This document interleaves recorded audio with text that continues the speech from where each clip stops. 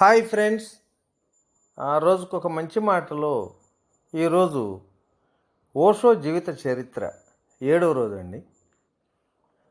ఈరోజు ఓషో తాతయ్య ఆయన గురువుతో చేసినటువంటి వివాదాన్ని గురించి కూడా తెలుసుకుందాం. ప్రపంచంలో అన్నింటికన్నా అధికమైన కఠినమైన తపశ్చర్యలతో కూడిన మతం జైన మతం అని చెప్పవచ్చు. లేక ఇంకో రకంగా చెప్పాలంటే ఎక్కువగా తమను తాము హింసించుకునే మతం, ఇతరులను బాధ పెట్టే మతం జైన మతం అని చెప్పచ్చు. జైన సన్యాసులు తమను తాము ఎంతగా హింసించుకుంటారంటే ఎవరైనా వారు పిచ్చివారేమో అని ఆశ్చర్యపోతారు కూడా. వారు పిచ్చివారు కాదు, వారు వ్యాపారులు. జైన సన్యాసులు అనుయూయులు అందరూ కూడా వ్యాపారం చేసేవారే. మొత్తం జైన సముదాయం అంతా వ్యాపారవేత్తలను కలిగి ఉండటం చాలా వింతైన సంగతి కూడా. కానీ నిజానికి అది ఆశ్చర్యకరమైంది కాదు. ఎందుకంటే ప్రతి మతం దేనికి అదే పరలోకంలో ప్రధానంగా లాభాన్ని ఆశించి ఉండేది. జైన మతస్థుడు ఈ లోకంలో తాను పొందలేను అని తెలిసిన దాన్ని పరలోకంలో దాన్ని పొందేందుకు తనను తాను హింసించుకుంటాడు కూడా. నాకు 5 సంవత్సరాల వయసులో ఉంటున్నప్పుడు మొట్టమొదటిసారి నేను మా నాని ఇంటికి ఆహ్వానింపబడిన ఒక నగ్న జైన సన్యాసిని చూశాను. అది చూసిన తర్వాత నేను నవ్వు ఆపుకోలేకపోయాను.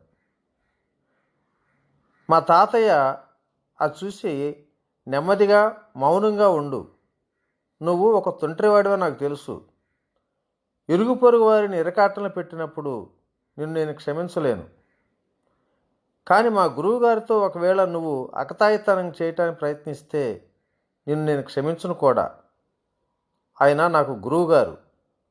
ఆయన నాకు మతం యొక్క లోపలి రహస్యాల దీక్షను కూడా ఇచ్చారు అని అన్నాడు. నేను తాతయ్య, ఆ లోపలి రహస్యాల గురించి పట్టించుకోను. నేను ఆయన ఎంతో స్పష్టంగా చూపించే బయట రహస్యం గురించి చెప్తున్నా. అసలు ఆయన ఎందుకు నగ్నంగా ఉన్నాడు? కనీసం ఆయన ఒక చిన్న నిక్కరైనా వేసుకోలేడా? దానికి మా నాన్న నవ్వి అన్నాడు, ఇది నీకు అర్థం కాదులే అన్నాడు. సరే, నేను ఆయన్నే అడుగుతాలే. అప్పుడు మా నానిని కూడా ఒక మాట అడిగాను. నేను పూర్తిగా పిచ్చివాడిన వ్యక్తిని ఎవరైతే గౌరవనీయులైన స్త్రీల ముందుకి, మగవారి ముందుకి ఇలా దిగంబరంగా వచ్చాడో ఆ వ్యక్తిని కొన్ని ప్రశ్నలు అడగవచ్చా అని అడిగాను. అందుకు మా అమ్మమ్మ నవ్వి, సరే అలాగే ప్రశ్నించునైనా. అయితే మీ తాత ఏమన్నా లెక్క పెట్టుకు, నేను ఒప్పుకుంటున్నాలే. ఒకవేళ మీ నాన్న ఏదైనా అంటే నా వైపు వేలుపెట్టు సైగ చెయ్యి, నేను అతన్ని ఆపుతా అంది. జైన సన్యాసి దర్శనం కోసం ఊరి వాళ్ళందరూ ఒకచోట గుమికూడారు. ధార్మిక సభ అని చెప్పబడే ఆ సమావేశం మధ్యలో నేను లేచి నిలబడ్డాను. నేను చాలా సాధారణమైన ప్రశ్నలు అడిగాను. అయితే అందుకు ఆయన సమాధానం చెప్పలేకపోయాడు. అందుకు నేను విస్మయం చెందాను కూడా. మా తాతయ్యకి చాలా అవమానం కలిగింది. మా అమ్మమ్మ నా వీపుపై తట్టింది, శభాష్రా, నువ్వు చేసి చూపించావు, నువ్వు అలాగే చేయగలవు, నాకు తెలుసుకోడా అంది. నేను ఆయన కేవలం సాధారణమైన ప్రశ్నలు అడిగాను. మీరు మళ్ళీ రెండవసారి పుట్టకూడదని ఎందుకు అనుకుంటున్నారు? అది జైన మతంలో అతి సాధారణమైన ప్రశ్న. ఎందుకంటే జైన మతం అంతా మళ్ళీ పుట్టకుండా ఉండే ప్రయత్నమే తప్ప ఇంకేమీ కాదు. అది పునర్జన్మను నివారించే పూర్తి విజ్ఞానం కనుక నేను మూలాధారమైన ప్రశ్నని అడిగాను. మీరు మళ్ళీ పుట్టాలని ఎప్పటికీ కోరుకోవట్లేదా అన్నా. అందుకు ఆయన, లేదు, ఎప్పుడు అలా అనుకోం అన్నాడు. అయితే మీరు ఎందుకు ఆత్మహత్య చేసుకోవట్లేదు? మీరు ఎందుకు ఇంకా ఊపిరి తీసుకుంటున్నారు? ఎందుకు ఆహారం తీసుకుంటున్నారు? ఎందుకు నీళ్లు కూడా తాగుతున్నారు? ఆత్మహత్య చేసుకోండి. ఇంత సాధారణమైన విషయంపై ఎందుకింత అనవసరమైన రభ చేయటం? ఆయనకే 40 ఏళ్ళ కంటే ఎక్కువ వయసు ఉండదేమో. నేను ఆయనతో అన్నాను, ఒకవేళ మీరు ఈ విధంగా కొనసాగిస్తే మీరు ఇంకొక 40 ఏళ్ళు లేక ఇంకా ఎక్కువ కూడా జీవించాల్సి వస్తుంది. ఎవరైతే తక్కువ తింటారో వారు ఎక్కువ కాలం జీవిస్తారనే సంగతి ఒక వైజ్ఞానిక వాస్తవం కదా. కనుక నేను ఆ సన్యాసితో అన్నాను, నాకు అప్పుడు ఈ వాస్తవాలు తెలియవు. మీరు ఒకవేళ మళ్ళీ పుట్టాలనుకోకపోతే ఎందుకు జీవిస్తున్నారు? అలాంటప్పుడు మీరు ఎందుకు ఆత్మహత్య చేసుకోవట్లేదు? గతంలో ఎవరైనా ఆయన్ని కనుక అలాంటి ప్రశ్న అడిగి ఉంటారని నేను ఎప్పుడు అనుకోలే.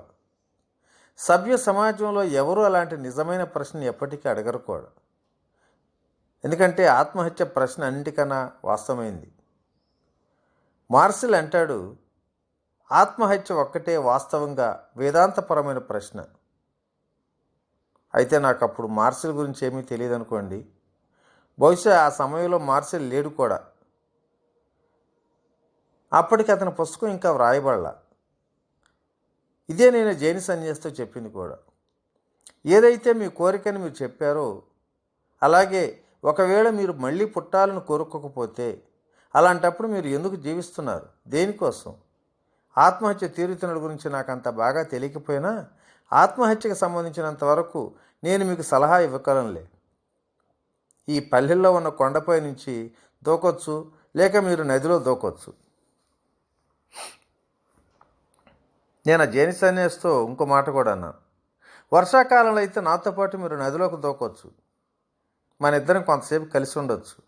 అప్పుడు మీరు చనిపోవచ్చు కూడా. నేను మాత్రం అవతల వడ్డీకి వెళ్తాను, ఎందుకంటే నాకు బాగా ఈదటం వచ్చు. ఈ మాటలతో ఆయన నా వంక నుప్పులు కురిసేటట్లుగా పిచ్చి కోపంతో నిండిపోయి చూశాడు. అప్పుడు నేను ఆయనతో అన్నాను, గుర్తుంచుకోండి, మీరు మళ్ళీ పుట్టాలి. ఎందుకంటే మీరు ఇంకా కోపంతో నిండిపోయి ఉన్నారు. ఈ సంసార బాధలు వదిలించుకోవాలంటే ఇది పద్ధతి కాదు. మీరు ఎందుకు నా వైపు అంత కోపంగా చూస్తున్నారు? నా ప్రశ్నకి శాంతిగా ప్రసన్నంగా సమాధానం చెప్పండి. సంతోషంగా జవాబు చెప్పండి. ఒకవేళ మీరు సమాధానం ఇవ్వలేకపోతే సరళంగా సూటిగా నాకు తెలియదు అని చెప్పండి. కానీ కోపం మాత్రం తెచ్చుకోకండి. ఆ మాటలకు ఆత్మహత్య ఒక పాపం, నేను ఆత్మహత్య చేసుకోలేను, కానీ నేను మళ్ళీ ఎప్పటికీ పుట్టాలి అనుకోవట్లా. నేను నాకున్న ప్రతిదానిని పరిత్యాగం చేసి ఆ స్థితిని మెల్లమెల్లగా పొందుతాను అన్నాడు. అప్పుడు నేను అన్నాను, మీకు ఉన్నదేమిటో దయచేసి చూపించండి. ఎందుకంటే నేను చూడగలిగినంత వరకు మీరు నగ్నంగానే ఉన్నారు. మీ దగ్గర మీది అనేది కూడా ఏమీ లేదు. అసలు మీ దగ్గర ఏ వస్తువులు ఉన్నాయనుకున్నారు? అంతలోనే మా తాతయ్య నన్ను ఆపటానికి ప్రయత్నించాడు. అయితే నేను మా నాని వైపు వేలు చూపించి ఆయనతో అన్నాను, గుర్తుంచుకోండి, నేను నాని అనుమతి కూడా తీసుకున్నా. ఇప్పుడు నన్ను ఎవరూ ఆపలేరు, చివరికి మీరు కూడా ఆపలేరు. ఒకవేళ నేను మీ గురువుగారు చెప్పే ధార్మిక ఉపన్యాసం అని పిలువబడే దాని మధ్యలో కల్పించుకుంటే మీకు నాపై కోపం వస్తుందనే చింతతోనే నేను మీ గురించి నానిని ముందుగానే అడిగాను. నా వైపు అలా ఏలెత్తి చూపించు అని చెప్పింది కూడా. బెంగపడకు, నా దగ్గర నుండి ఒక్క చూపు చాలు నాయనా. మీ నాన్న మౌనంగానే అయిపోతాడులే అంటూనే ఉంది ఆవిడ. నిజంగానే ఆయన నాని నుంచి ఒక్క చూపు చూడగానే నిశ్శబ్దంగా అయిపోయాడు. నిజానికి ఆయన ధ్యానం చేస్తున్న వాడిలా తన కళ్ళను మూసుకున్నాడు కూడా. నేను ఆయనతో అన్నాను, నాన్న, చాలా గొప్ప విషయమే, మీరు కోపంతో ఉడికిపోతున్నారు. మీ లోపల అగ్ని రాజుకుంటుంది.